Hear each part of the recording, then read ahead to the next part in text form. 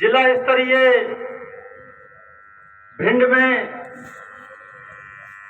आपने जो कार्यक्रम रखा, इस कार्यक्रम में अपनी बात रखने से पूर्व बहुजन समाज में जन्मे सभी संतों, गुरुओं, महापुरुषों के चरणों में श्रद्धा के सुमन अर्पित करते हुए और हम सबकी नेता जिनका आज 69वां जन्म दिवस हम सभी मना रहे हैं, हम सबकी नेता बहुजन समाज पार्टी की राष्ट्रीय अध्यक्षा, उत्तर प्रदेश की 4 बार पूर्व मुख्यमंत्री आयरन लेडी बहन कुमारी मायावती जी को अपना आदर्श और नेता मानते हुए उनके जन्म दिवस पर आप सभी इधर मौजूद सभी साथियों, भिंड के सभी जिम्मेवार साथियों, आप सभी को बहुजन समाज पार्टी प्रदेश इकाई की ओर से माननीय बहन कुमारी मायावती जी के जन्मदिन पर सभी को ढेर सारी शुभकामनाएं, बधाइयां देते हुए माननीय बहन जी की दीर्घायु की कामना करते हुए मंच पर आसीन सम्माननीय जिले के प्रभारी लाल सिंह कुशवाहा जी, जिले के प्रभारी धर्मेंद्र गोयल जी, जिले के प्रभारी दलवीर सिंह जाटव जी, जिले के अध्यक्ष सम्माननीय मेघ सिंह नरवरिया जी,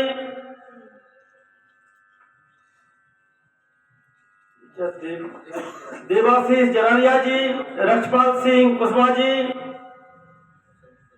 संजीव बघेल जी, राजवीर सिंह बघेल जी, कवि नरेश बाबू बौद्ध जी, श्याम सिंह कुशवाहा जी, सुरेश भैया जी, एडवोकेट दिनेश दोहरे जी, नवाब सिंह लोधी जी, हरि सिंह बरसाना जी, जसवंत बघेल जी, योगेश मेघ सिंह नरवरिया जी, रामचरण दोहरे जी और कार्यक्रम का सफल संचालन कर रहे सम्माननीय लवलेश खैर जी और मंच पर आसीन सम्माननीय हमारे बंतेगढ़ जी, आप सभी साथियों को साधुवाद देते हुए सभी साथियों को माननीय बहन जी के जन्म दिवस पर शुभकामनाएं, बधाइयां देते हुए और क्योंकि हम भाषण वाले नेता नहीं, हमारे साथियों ने बीच बीच में बोलते रहे कि साहब कैडर पढ़ाएंगे, कैडर बताएंगे, तो साथियों मैं सबसे पहले ये चाहूंगा कि जो साथी इधर माननीय बहन जी के जन्म दिवस पर इधर उपस्थित हुए, इन साथियों में ऐसे कितने साथी हैं जो अपने परिवार के साथ इधर जन्मदिन मनाने आए हैं, वो हाथ खड़ा करें। जो माता बहनों को लेकर के अपने परिवार के साथ आए हैं वो हाथ खड़ा करें। एक हाथ खड़ा कर दो, गिनती में जाएगा।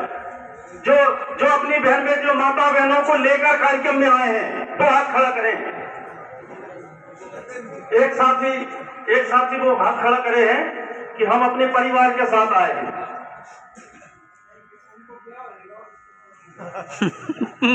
वो भाई साहब बोल रहे हैं उनका ब्याह हुआ है इसलिए लाए हैं, इनका नहीं हुआ है। साथियों, जो साथी अपने परिवार के साथ इधर आए हैं माननीय बहन जी के जन्मदिन पर, अपने परिवार को साथ लेकर आए हैं, उनके लिए आप एक बार जोरदार दोनों हाथ से ताली बजाकर उनका सम्मान करें। उनको लगा हमारे नेता का जन्मदिन है तो हमारे नेता के जन्मदिन पे हम परिवार के साथ चला जाए, तो वो लेकर के आए हैं। और जो इधर बड़े नेता हैं वो अकेले अकेले आए हैं। तो साथियों, हम बड़े नेताओं से भी अनुरोध करते हैं कि जब कभी ऐसे कार्यक्रम हुआ करें तो आप लोग जब मंच पे आके भाषण देते हैं तो परिवार को तो ले आया करो सुनने के लिए।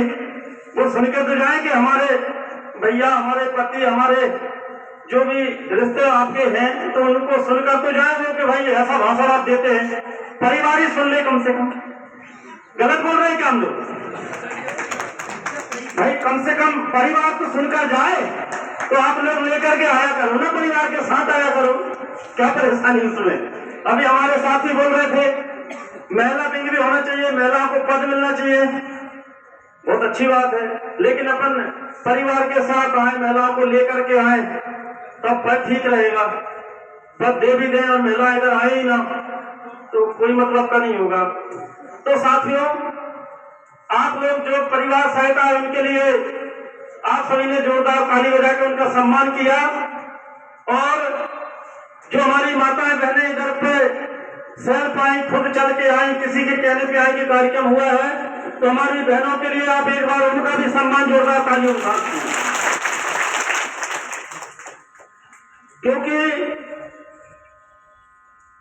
हम लोग इधर पे परिवार के साथ जब तक चलकर नहीं आएंगे, हमने तो खुद हमारा समय भोपाल में हर साल हर वर्ष हम भोपाल में समय देते थे, क्योंकि हमें परिवार के साथ बहन जी का जन्मदिन हम मनाते थे।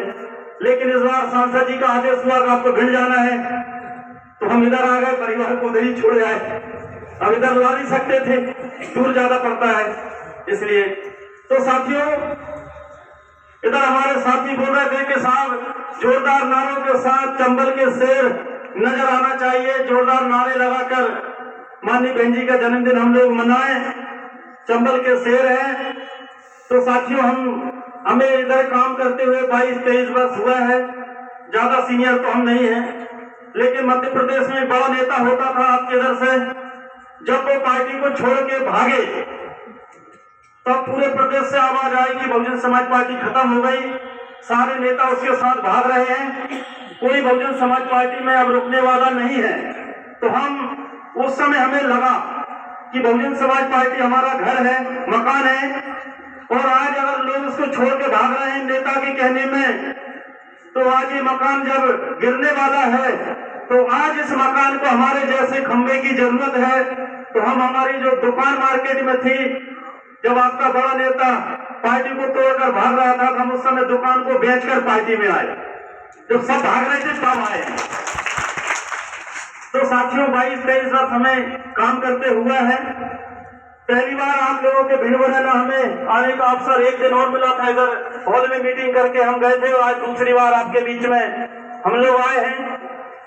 जब इतनी दूर आते हैं तो परिवार में जब वापस जाते हैं तो घर में बच्चे भी पूछते हैं, बच्चे पूछते हैं कि आप इधर जाते हो, काफी दूर जाते हो, 500-600 किलोमीटर, उधर कैसे लोग हैं?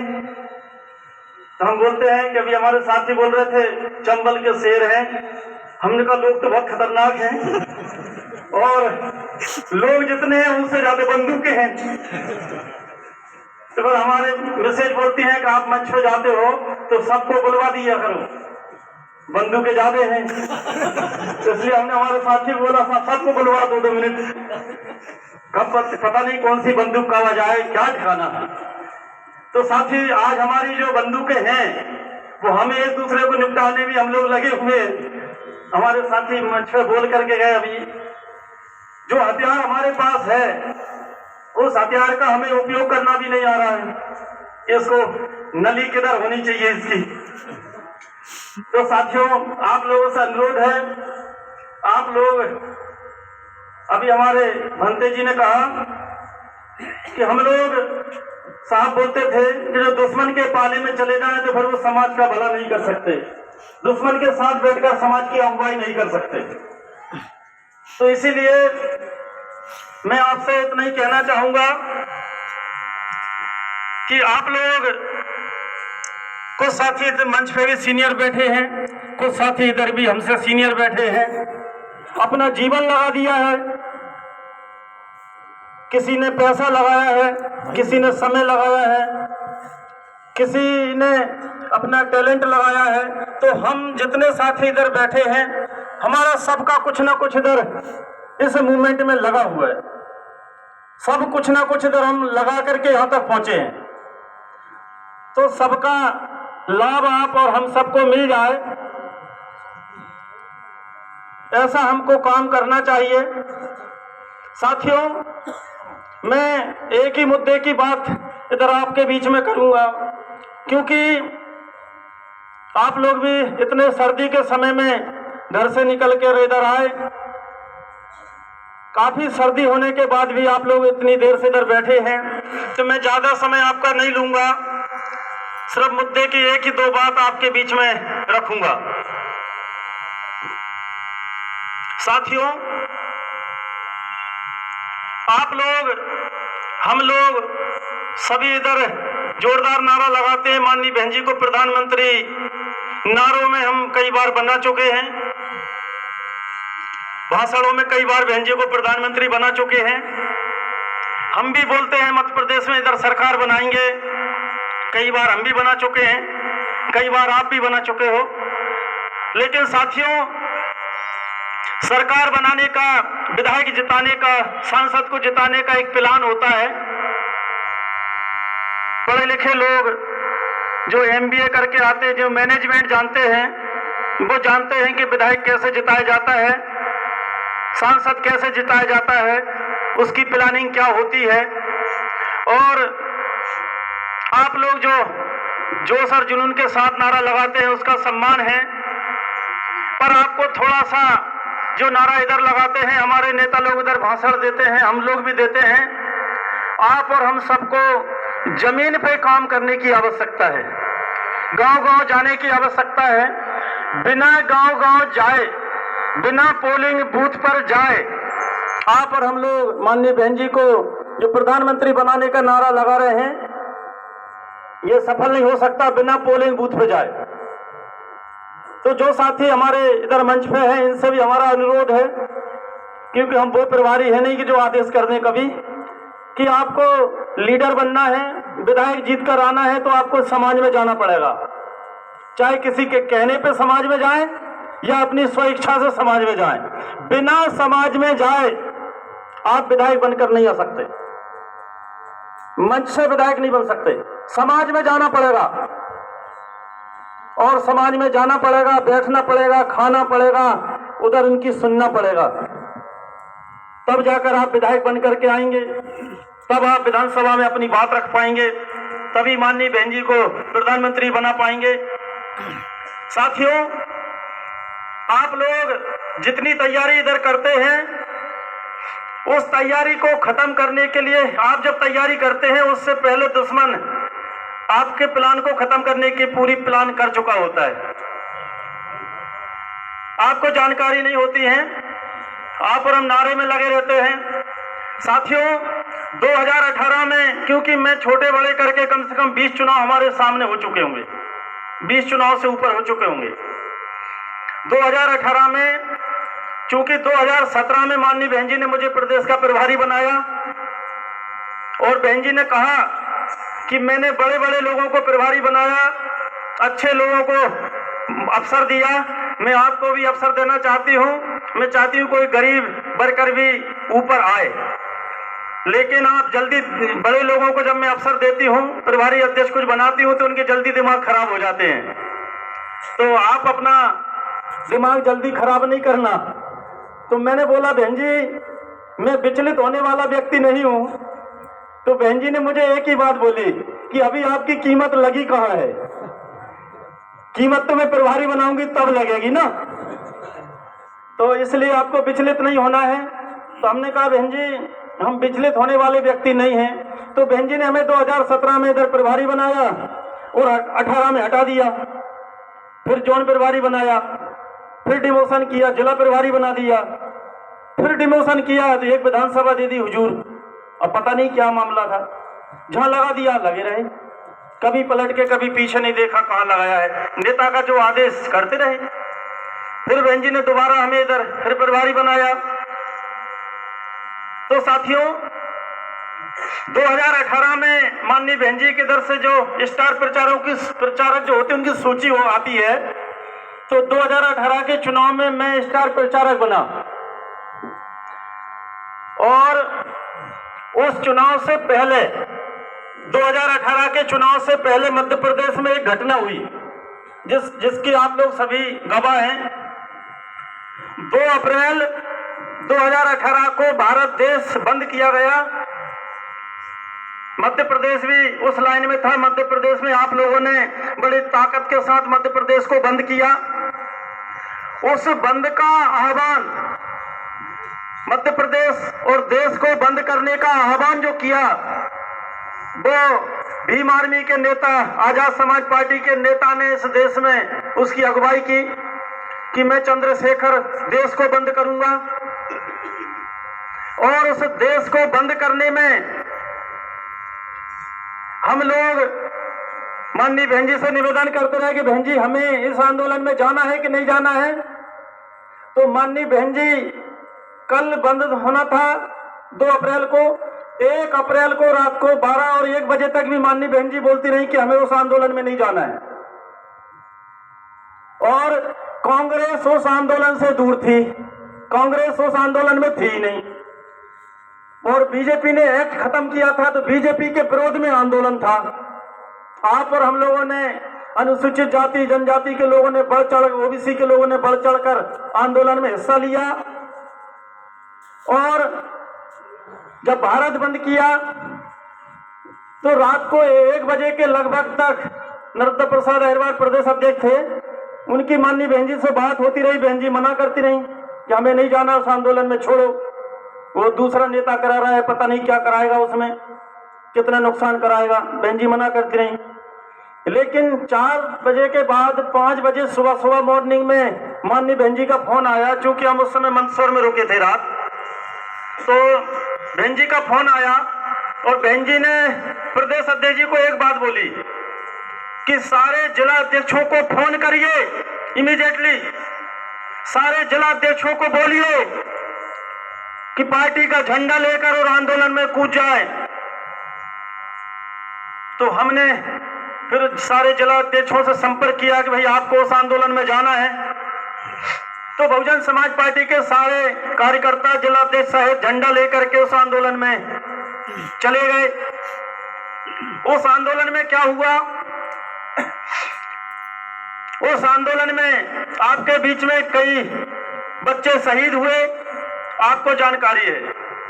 जो बच्चे उस आंदोलन में शहीद हो गए, उन बच्चों को हम उनके परिवार को नहीं लौटा सकते। आप और हम लोग उन बच्चों को, उनके परिवार को, उन माताओं को वो लाल हम वापस नहीं कर सकते, नहीं लौटा सकते, ये सच्चाई है।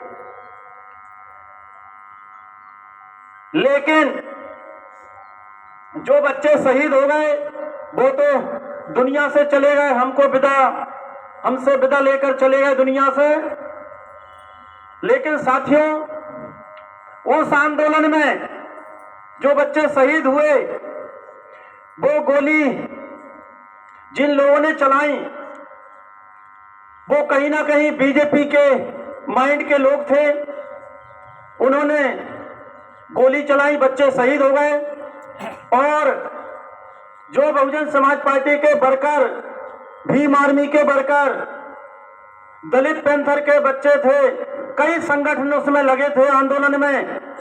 कई बच्चों को, जो पढ़े लिखे बच्चे थे, एक्टिव बच्चे थे, समाज में लीडरशिप करते थे, ऐसे बच्चों को पुलिस ने बीजेपी के कार्यकर्ताओं के साथ मिलकर और घरों में से, मकान में से अंदर से पकड़ के गिरफ्तार करके पुलिस ने उन पे मुकदमा कायम किया, जेल भेजने का काम किया। कुछ बच्चे फरारी में हैं, कुछ जेल में हैं। जब वो बच्चे जेल चले गए, 2 अप्रैल की ये घटना हो चुकी, चंद्रशेखर अपना काम कर चुका, आंदोलन करा चुका। इसके बाद 2018 में फिर चुनाव आए। उस चुनाव में माननीय बहन जी ने हमें भी स्टार प्रचारक बनाया। हमने भी कई जगह फिर रैलियां की। लेकिन कुछ जो उस समय बहुजन समाज पार्टी में जो प्रदेश अध्यक्ष था प्रदीप अहिरवार, उसने साठ गांठ जो की थी, जिसकी वजह से हम मात्र 2 विधायक जीत करके आए। हम इधर ज्यादा अच्छा परफॉर्मेंस नहीं कर पाए, सिर्फ 2 विधायक मध्य प्रदेश में हम लोग जिता पाए, एक संजू सिंह कुशवाहा और एक रामबाई परिहार। 2 विधायक जीत करके आए और दोनों विधायकों को लेकर हम मध्य प्रदेश के लोग बहन जी के दरबार में उधर दिल्ली गए। तो माननीय बहन जी से मध्य प्रदेश के लोग बोले कि बहन जी, 114 विधायक बने हैं कांग्रेस पार्टी के, 2 विधायक बहुजन समाज पार्टी के अपने पास हैं। तो आप चाहें तो दोनों मंत्री बन सकते हैं, क्योंकि दोनों कम पड़ रहे हैं और सरकार उनको बनाना है कांग्रेस को। माननीय बहन जी ने कहा कि मंत्री तो ठीक है हम बना सकते हैं, लेकिन हमारी पहली प्राथमिकता ये है कि हम कांग्रेस पार्टी को 2 विधायक देंगे, बाहर से समर्थन देंगे, पर हमारी शर्त ये है कि जो उस नालायक ने आंदोलन करा करके देश में और जिन बच्चों पे मुकदमा कायम करा दिया, जिन बच्चों का भविष्य खत्म हो गया, जो बच्चे जेल में बंद हैं, उनको कौन छुड़ाएगा, कौन छुड़ा कर लाएगा? वो चाहे भीम आर्मी के हों, चाहे वो बहुजन समाज पार्टी के हों, चाहे अन्य किसी संगठन के हों, वो है तो मेरे ही भाई, उनको छुड़ाने की जिम्मेवारी एक बहन की है, मेरी है। ये बहन जी ने उधर बोला। बहन जी ने कहा कि मैं दोनों विधायक कांग्रेस पार्टी को इस शर्त पे दूंगी कि जो मुकदमा, जो फर्जी मुकदमे मेरे भाइयों पर लगाए हैं बीजेपी शासन ने, तो कांग्रेस के मुख्यमंत्री उन बच्चों के मुकदमे वापस ले, तो मैं दोनों विधायक कांग्रेस को दूंगी। इसी शर्त में 2 विधायक माननीय बहन जी ने कांग्रेस सरकार को, कमलनाथ को दिए कि आपके भाई जो उस आंदोलन में जेल में थे, मुकदमे लगे थे, वो छूट जाएं, बरी हो जाएं। तो दोनों विधायक कांग्रेस को दे दिए, कांग्रेस की सरकार बन गई। और 1 साल का वादा किया था कमलनाथ जी ने, कांग्रेस सरकार ने। मैं ये बात क्यों बताना चाहता हूं, चुनाव के समय में जो लोग चुनाव के समय में बोलते हैं कि हाथी वाला प्रत्याशी नहीं जीत रहा है, कांग्रेस को जिता दो, मैं उन लोगों को ये बताना चाहता हूं कि जिन साथियों को ऐसा लगता है कि हाथी वाला नहीं जीत रहा है, कांग्रेस के प्रत्याशी को वोट दिलवा दो समाज का, तो मैं उनको बताना चाहता हूं ये बात। जब बीजेपी के शासन में आपके भाइयों पे मुकदमा हुआ, वो जेल में गए, तो कांग्रेस के कमलनाथ ने बोला कि मैं आपके भाइयों को रिहा करूंगा, जेल से छोड़ूंगा, मुकदमा वापस करूंगा, आप मुझे 2 विधायक दे दो। माननीय बहन जी ने दोनों विधायक कांग्रेस को दिए, कांग्रेस की सरकार बनी। और 1 साल के अंदर जो आपके भाइयों को छोड़ने का वादा किया था, वो कमलनाथ ने पूरा नहीं किया, कांग्रेस सरकार ने पूरा नहीं किया। जब कांग्रेस ने आपके भाइयों का मुकदमा वापस नहीं किया, तब माननीय बहन जी ने बोला कि कमलनाथ जी, अगर आप मेरे भाइयों का मुकदमा वापस नहीं करोगे, मैं दोनों विधायक वापस ले लूंगी, आपकी सरकार गिरा दूंगी। तो कमलनाथ जी ने बोला कि बहन जी, हजारों लोग जेल में बंद हैं, मेरे पास लिस्ट नहीं है, सूची नहीं है, मैं किसको बाहर कर दूं जेल से, किसको छोड़ दूं। जैसे ही बोला तो माननीय बहन जी ने कहा सूची हम देंगे आपको। और माननीय बहन जी ने सर्वे कराया जिलेवार, हम लोगों ने आपके माध्यम से सर्वे कराया, और उस सर्वे में नाम निकल करके आए आपके भाइयों के 2826 लड़के, जिन पे बीजेपी ने मुकदमा लगाया। 2826 लड़के जिनका भविष्य खत्म किया बीजेपी ने उस भीम आर्मी के नेता के कहने में। और 2826 लड़के जो थे, उनकी सूची लेकर के अपने वर्तमान प्रदेश अध्यक्ष और कार्यालय सचिव सीएल गौतम और अपने जो विधायक संजू बघेल, ये तीनों साथी कमलनाथ के बंगले पे गए और कमलनाथ जी से बोला कि ये सूची रखी है, 2826 लड़के मुकदमा इन पे लगा है, इनका मुकदमा वापस करिए। कमलनाथ ने ऐसे हाथ में सूची ली और ऐसे पटक दी, सोफे पे ऐसे पटक दी, बोले मैं दिखवाऊंगा, जाइए आप। ये बात जब बहन जी को बताया कि बहन जी कमलनाथ अब हमारे भाइयों को छोड़ने के लिए तैयार नहीं है, कांग्रेस सरकार मुकदमा वापस करने को तैयार नहीं है। तो साथियों, माननीय बहन जी ने कहा कि कमलनाथ जी, अगर आपने एक हफ्ते के अंदर मेरे लड़कों को, इन भाइयों को रिहा नहीं किया, मुकदमा वापस नहीं किया, तो मैं विधायक वापस ले लूंगी, आपकी सरकार गिरा दूंगी। ये बात जब सिंधिया को पता लगा तो सिंधिया को कांग्रेस के लोग ना तो उसको प्रदेश अध्यक्ष बना रहे थे और ना सांसद बना रहे थे। तो सिंधिया को लगा कि मायावती जी सरकार गिराने वाली है, सरकार कांग्रेस की गिरने वाली है, तो बहन जी सरकार गिराएंगी, इससे पहले मैं ही सरकार गिरा देता हूं, नहीं तो मुझे कौन पूछेगा। और कांग्रेस के नेता सिंधिया ने 22 विधायक मंत्रियों को साथ लेकर के बीजेपी में बिक गया, कांग्रेस की सरकार गिर गई। मैंने ये घटना आपको क्यों बताई? एक नेता के कहने पे आपने आंदोलन किया, एक नेता के कहने पे आपने आंदोलन किया, बीजेपी ने आपके ऊपर मामला कायम किया और कांग्रेस के मुख्यमंत्री ने आपके बच्चों को छोड़ने के लिए एक साइन नहीं किया, एक दस्तखत नहीं किया। अब ये बच्चों पे मुकदमा लगा है, बच्चे जेल में हैं, ये जिस दिन छूट करके आएंगे आपसे हमसे सवाल पूछेंगे, सवाल करेंगे। ये पूछेंगे कि एक फर्जी नेता के चक्कर में हमने आंदोलन किया, बीजेपी ने हम पर मुकदमा कायम किया और कांग्रेस ने हमें छोड़ने के लिए एक दस्तखत नहीं किया, आप लोग क्या कर रहे थे? फिर क्या जवाब देंगे हम लोग उनको? कोई जवाब है आपके? हमारे पास फिर कोई जवाब नहीं है। भाई वो ये सवाल करेंगे कि हमने संविधान को बचाने के लिए, समाज के लिए हमने आंदोलन किया, हम जेल गए, हम पे मुकदमे लगे, और आप क्या बोलते हो? समाज में जाके क्या बोलते हो कि हाथी नहीं जीत रहा है, कांग्रेस को ही वोट कर दो। तो फिर कांग्रेस के कमलनाथ ने हमको छोड़ने के लिए एक दस्तखत क्यों नहीं किया? फिर क्या जवाब देंगे? फिर क्या जवाब है आप और हमारे पास?